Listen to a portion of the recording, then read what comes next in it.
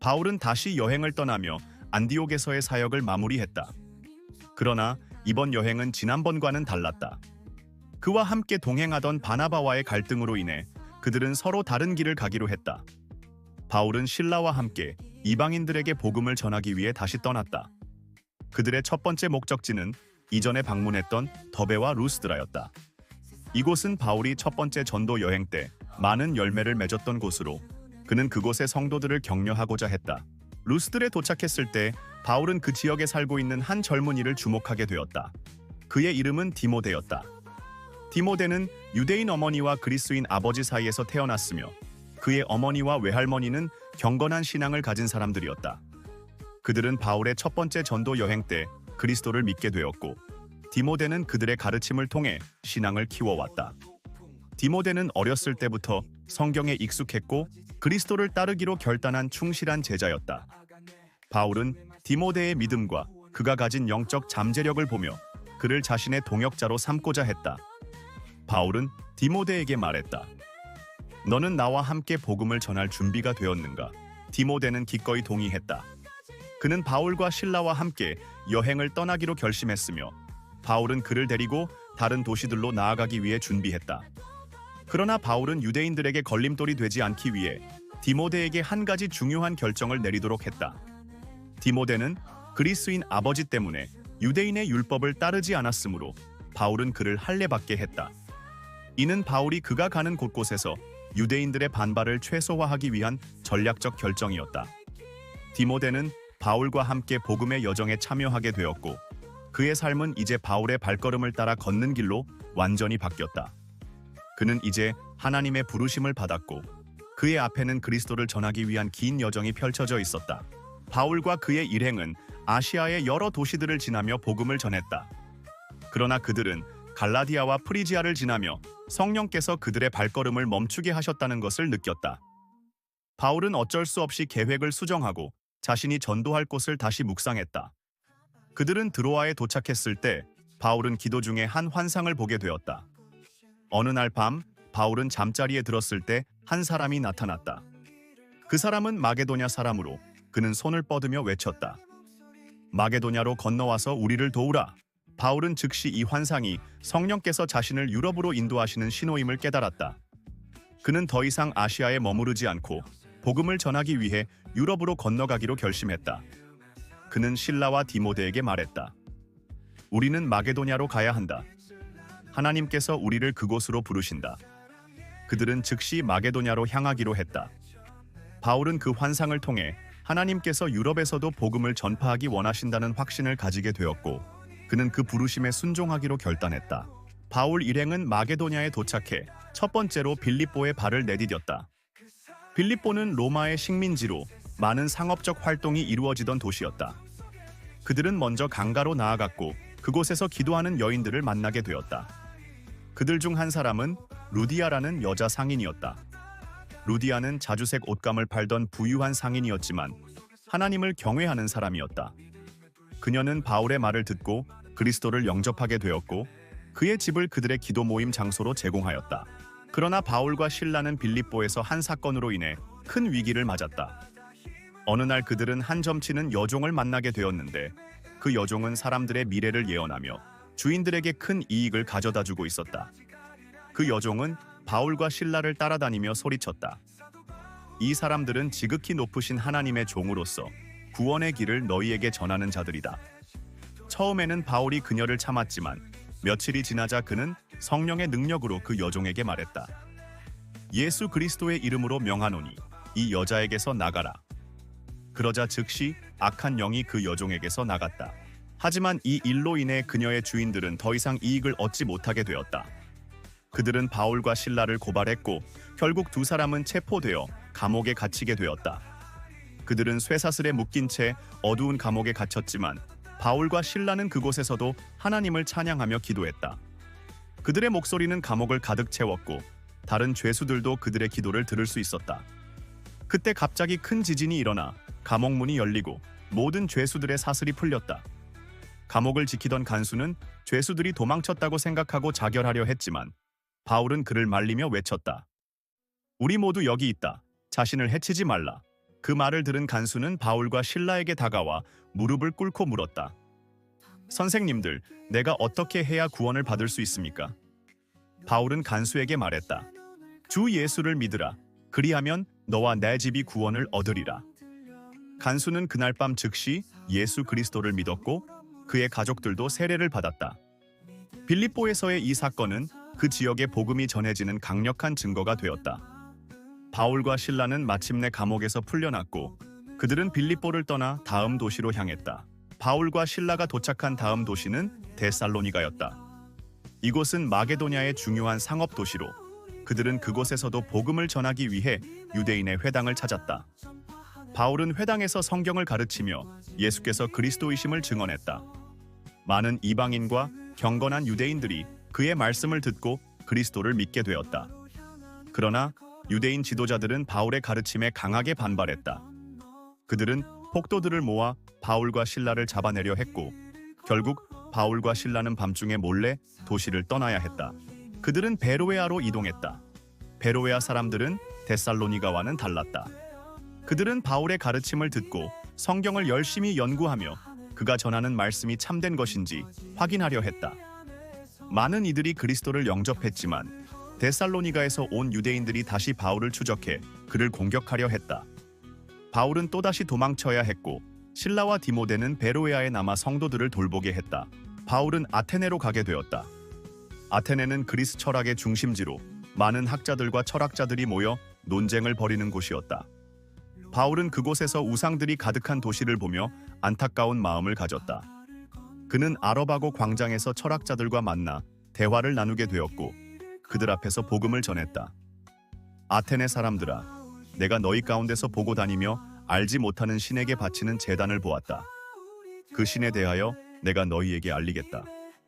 바울은 그들에게 하나님에 대해 전하며 예수 그리스도의 죽음과 부활을 선포했다. 그중 일부는 그를 조롱하며 부활의 개념을 받아들이지 않았다. 그러나 몇몇은 그의 말을 듣고 관심을 가졌다. 그들 중에는 디오니시오와 다말이라는 사람들도 있었다. 그들은 바울의 가르침을 받아들여 그리스도를 믿게 되었다. 아테네에서의 사역은 바울에게 철학자들과의 영적 전쟁을 의미했다. 그는 그리스도의 복음을 지식과 논리로 무장한 사람들에게도 전할 수 있음을 깨달았다. 바울은 아테네를 떠나 고린도로 향했다. 고린도는 번성한 항구 도시로 무역과 상업이 활발히 이루어지는 곳이었다. 이곳에서도 바울은 유대인 회당에서 복음을 전했다. 그곳에서 그는 브리스길라와 아굴라라는 부부를 만나게 되었는데 그들은 로마에서 유대인 박해를 피해 고린도로 온 자들이었다. 이 부부는 바울과 함께 천막을 만드는 일을 하며 그와 동역자가 되었다. 바울은 고린도에서 1년 반 동안 머무르며 복음을 전하고 교회를 세웠다. 그러나 유대인들의 반발은 여전했다. 그들은 바울을 고발하고 그를 법정에 세우려 했지만 총독 갈리오는 그 사건을 무시하고 바울을 풀어주었다. 이 사건 이후 바울은 고린도에서 더욱 담대하게 복음을 전할 수 있었고 많은 이들이 그리스도를 믿게 되었다. 고린도에서의 사역은 바울에게 큰 의미가 있었다. 그는 이곳에서 많은 동역자를 만나고 교회를 세우며 복음의 기초를 튼튼히 했다. 고린도 교회는 이후 바울의 서신을 통해 더욱 깊이 있는 신앙 교육을 받게 되었다.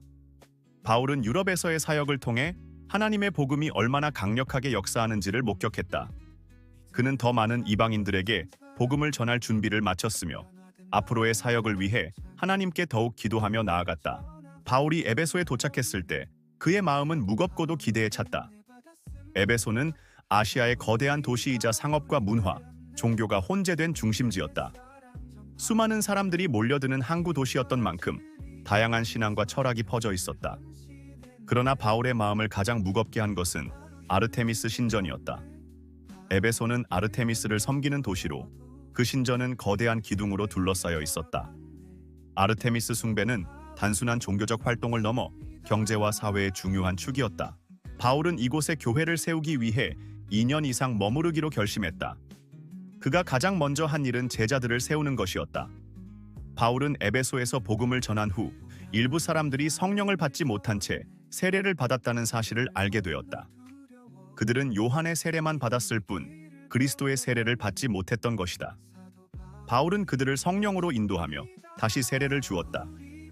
성령을 받은 그들은 이제 바울의 제자로서 복음을 배우고 전하는 일에 동참하게 되었다. 에베소에서 바울은 매일같이 두란노 서원에서 가르쳤다. 이곳은 학자들이 모여 토론하는 장소였으나 바울은 그곳을 빌려 제자들에게 복음을 깊이 있게 가르쳤다. 그는 예수 그리스도의 구원과 하나님의 나라에 대해 매일같이 강론했다. 사람들이 그곳에 몰려들었고 바울의 가르침은 에베소 전역에 퍼졌다. 그러나 바울의 사역은 순탄하지 않았다. 에베소는 우상 숭배가 성행하는 곳이었다. 아르테미스를 숭배하는 사람들뿐만 아니라 마술과 주술을 행하는 사람들도 많았다. 그러나 바울이 복음을 전할 때마다 많은 이들이 마술을 버리고 자신이 믿던 우상을 불태웠다. 그들은 은으로 만든 아르테미스의 우상들을 파괴하며 더 이상 우상을 섬기지 않겠다는 결심을 했다.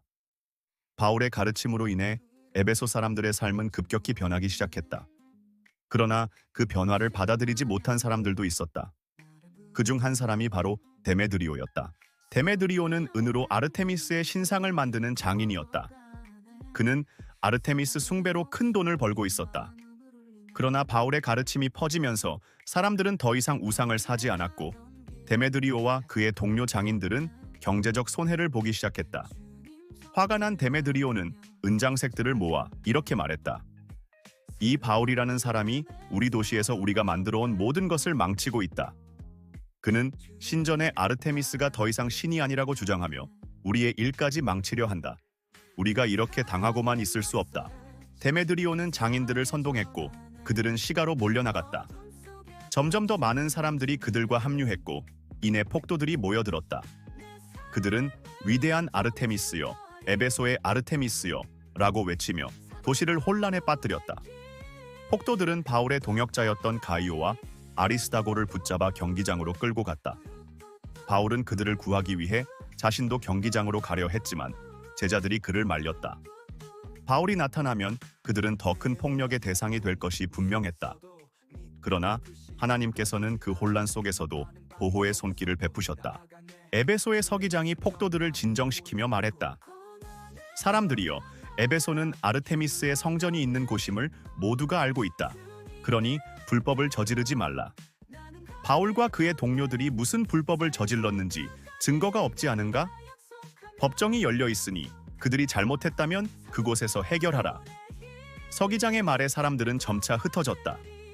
이 사건으로 인해 바울은 에베소를 떠날 시점이 왔다는 것을 느꼈다.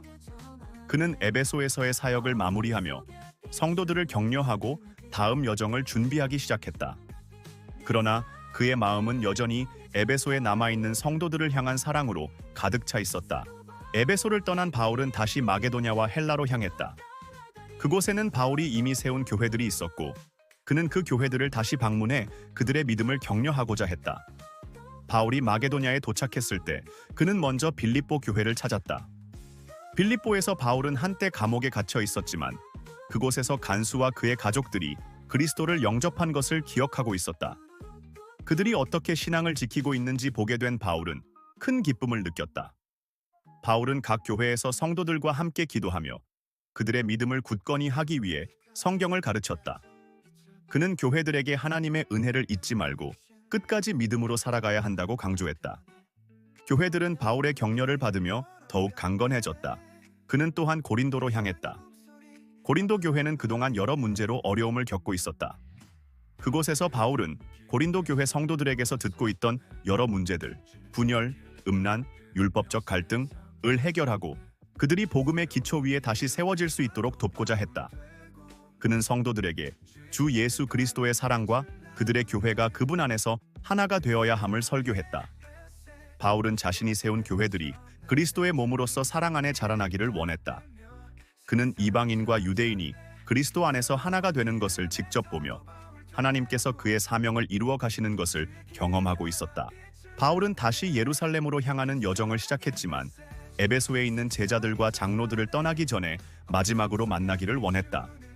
에베소로 직접 돌아가지 않고 그는 밀레도에서 에베소의 장로들을 불러 모았다. 그곳에서 그는 그들과 감동적인 마지막 시간을 가졌다. 바울은 장로들 앞에서 말했다. 여러분도 아시다시피 내가 아시아에 온 첫날부터 주를 섬기며 많은 눈물과 시련 가운데 여러분과 함께 있었소. 나는 누구에게도 유익한 것을 숨기지 않았고 공적으로나 집집마다 여러분에게 가르쳤소. 이제 성령에 매여 나는 예루살렘으로 가오니 그곳에서 나에게 무슨 일이 일어날지 모르오. 오직 성령께서 나에게 모든 성에서 결박과 환난이 기다리고 있다고 증언하셨소. 그의 말은 무겁고도 진지했다. 바울은 자신이 예루살렘에서 맞이할 환난과 고난을 알고 있었다. 그러나 그는 주저하지 않았다. 그의 사명은 하나님께서 주신 것이었고 그는 끝까지 그 길을 가기로 결단했다. 그러나 내가 달려갈 길과 주 예수께 받은 사명, 곧 하나님의 은혜의 복음을 증언하는 일을 마치려면 나는 내 목숨을 조금도 귀한 것으로 여기지 않소. 장로들은 바울의 말을 듣고 눈물을 흘렸다. 그들은 바울이 다시는 자신들과 함께하지 않을 것을 알고 있었다. 그들은 그와 함께 기도하며 마지막으로 작별 인사를 나누었다. 바울은 그들에게 교회를 맡기며 그들이 교회의 양들을 잘 돌볼 것을 당부했다. 그는 성령께서 그들을 지켜주실 것이라는 확신을 가지고 있었다. 바울은 그들을 위해 마지막으로 기도하고 그들과 함께 성경 말씀을 나눈 후 그곳을 떠났다. 그의 발걸음은 점점 더 예루살렘을 향하고 있었고 그의 마음은 주님의 은혜로 가득 차 있었다. 밀레도에서의 마지막 만남은 그에게도 에베소의 장로들에게도 잊을 수 없는 순간이었다. 바울의 여정은 끝나지 않았다. 그는 여전히 달려갈 길이 남아 있었고 하나님께서 그의 삶을 통해 이루실 사명을 끝까지 이루기 위해 나아가고 있었다. 바울이 예루살렘으로 가는 결정을 내렸을 때 그의 마음은 이미 많은 생각들로 가득 차 있었다. 그는 여러 차례 예루살렘으로 돌아가기를 경계하라는 경고를 받았다. 예루살렘은 그가 한때 속했던 도시였다. 율법의 열심이었던 그가 바리새인의 삶을 살며 그리스도인들을 박해하던 시절이 아직도 생생했다.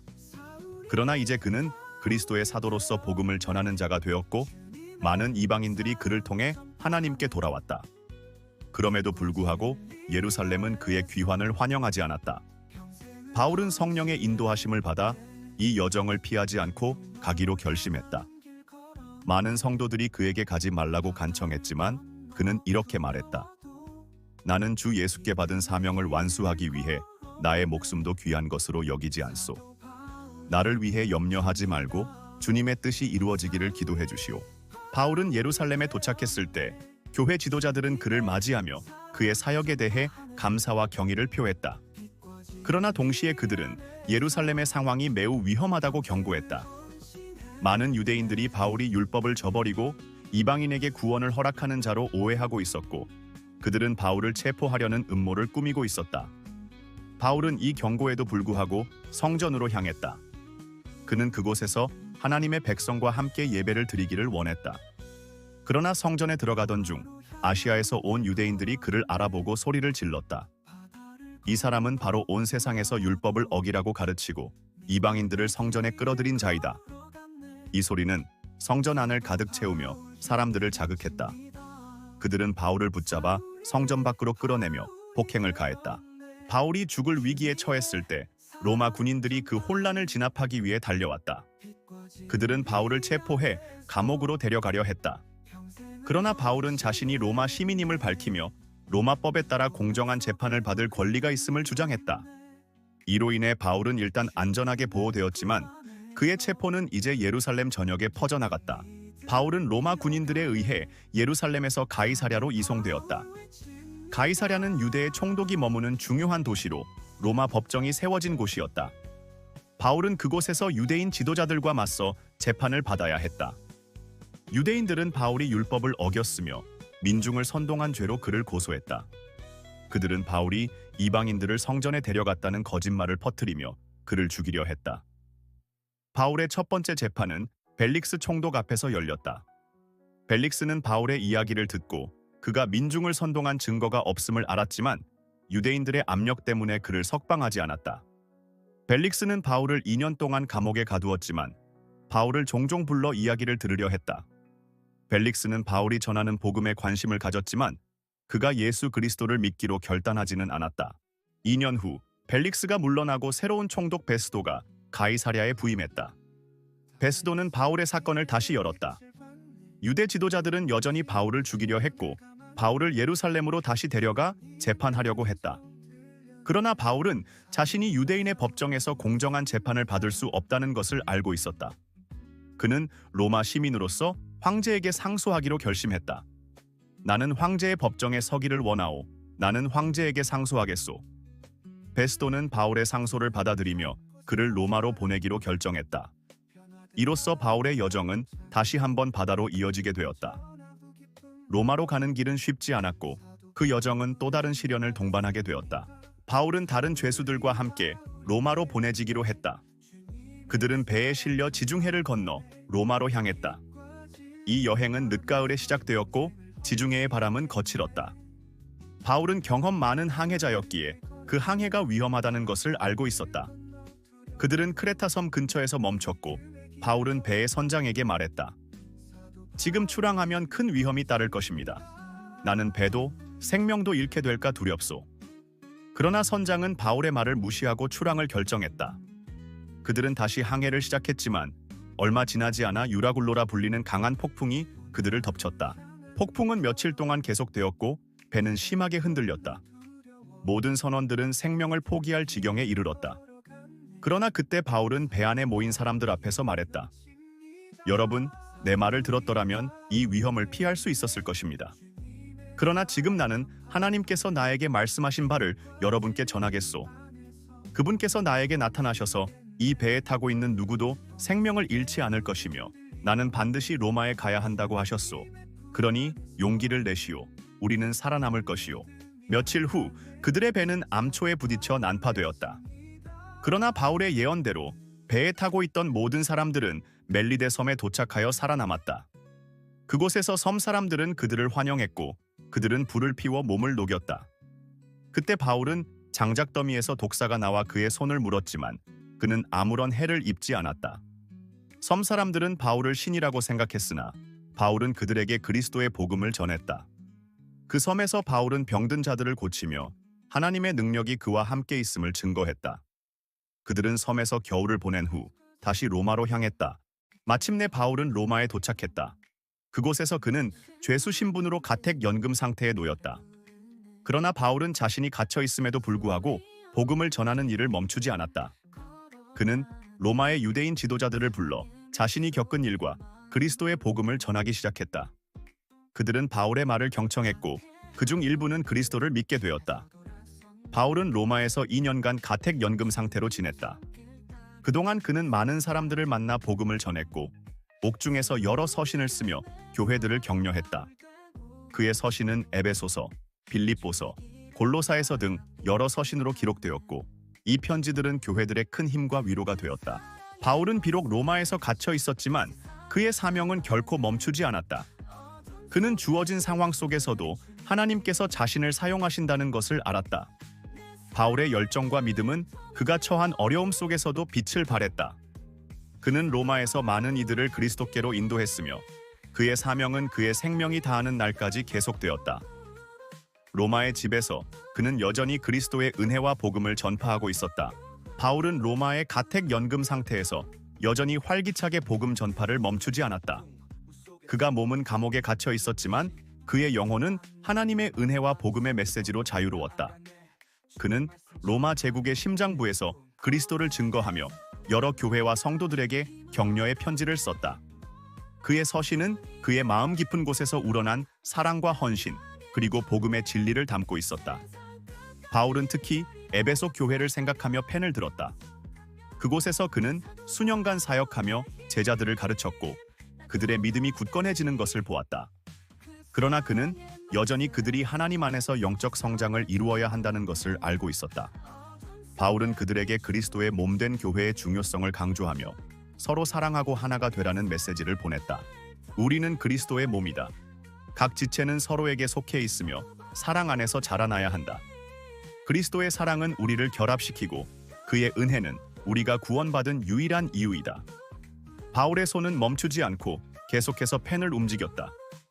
그의 마음속에는 하나님께서 맡기신 사명에 대한 깊은 헌신이 있었다. 그는 빌립보 교회를 떠올리며 기뻐했다.